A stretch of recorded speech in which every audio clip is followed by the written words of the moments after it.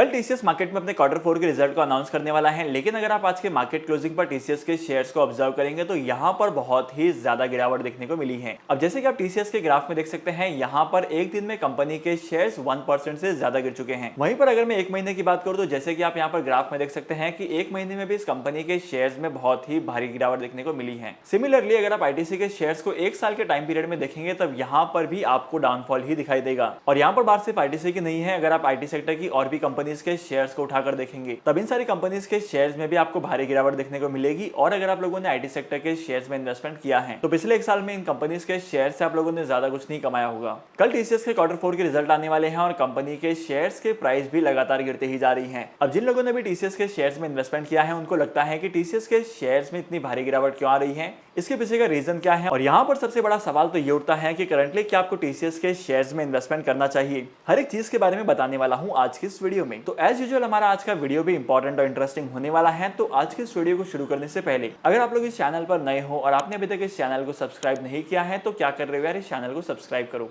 सबसे पहले जानते हैं कि आखिर टीसीएस के शेयर्स की प्राइस क्यों गिरती जा रही है। इसके बाद मैं आपको बताऊंगा कि आपको इन्वेस्टमेंट करना है कि नहीं करना है।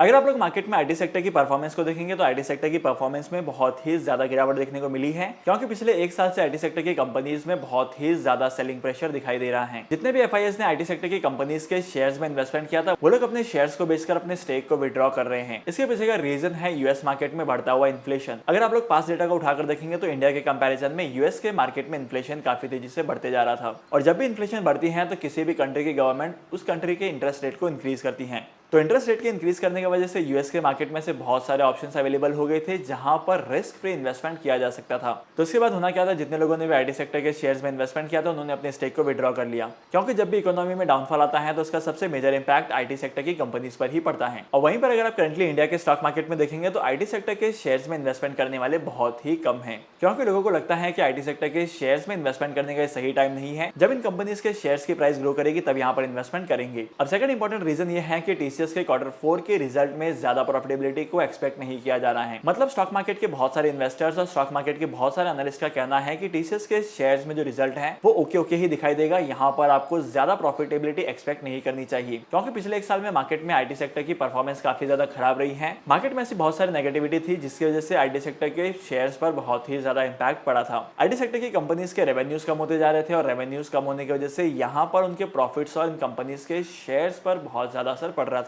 तो इन दो मेजर रीजन की वजह से आईटी सेक्टर की कंपनीज और टीसीएस के शेयर्स की प्राइस गिरती ही जा रही है। अगर आप लोग टीसीएस के शेयर्स को देखेंगे तो यहाँ पर करंटली टीसीएस के शेयर्स में बहुत ही ज्यादा करेक्शन हुआ है। क्या लगता है आपको इन्वेस्टमेंट करना चाहिए टीसीएस के शेयर्स में? करंट सिचुएशन में मैं आपको बिल्कुल भी नहीं कहूंगा कि टीसीएस के शेयर्स में इन्वेस्टमेंट करना एक वर्थ ऑप्शन होगा, क्योंकि कल मार्केट में टीसीएस के रिजल्ट आने वाले हैं। तो कल ये पता चलेगा कि टीसीएस की परफॉर्मेंस कैसी रही है और आने वाले एक हफ्ते में आपको ये पता चलेगा कि टीसीएस के क्वार्टर 4 के रिजल्ट के हिसाब से टीसीएस के शेयर्स कैसे परफॉर्म कर रहे हैं। अगर टीसीएस के क्वार्टर 4 के रिजल्ट अच्छे आते हैं और मार्केट में पॉजिटिविटी दिखाई देती है टीसीएस के शेयर्स को लेकर, लेकिन अगर ऐसा नहीं होता है तो आपको टीसीएस के शेयर्स में अभी इन्वेस्टमेंट नहीं करना है। आपको इन्वेस्टमेंट डेफिनेटली करना है, लेकिन थोड़े टाइम बाद में। अगर आप लोग स्टॉक मार्केट में इन्वेस्टमेंट करना चाहते हैं और आपके पास एक डीमैट अकाउंट नहीं है तो डीमैट अकाउंट ओपन करने के लिए लिंक मैंने आपको डिस्क्रिप्शन में दे दिया है। वहां पर जाकर आप डीमैट अकाउंट ओपन कर सकते हैं और स्टॉक मार्केट में इन्वेस्टमेंट करना स्टार्ट कर सकते हैं। और अगर आपको आज की इस वीडियो का कंटेंट वैल्यूएबल लगा है, आपने कुछ नया सीखा है, तो इस वीडियो को लाइक करना, शेयर करना। इसी के साथ साथ मैं आपको मिलूंगा अगली वीडियो में नए टॉपिक के साथ, एक इंटरेस्टिंग टॉपिक के साथ। तब तक के लिए signing off, happy investing and good bye.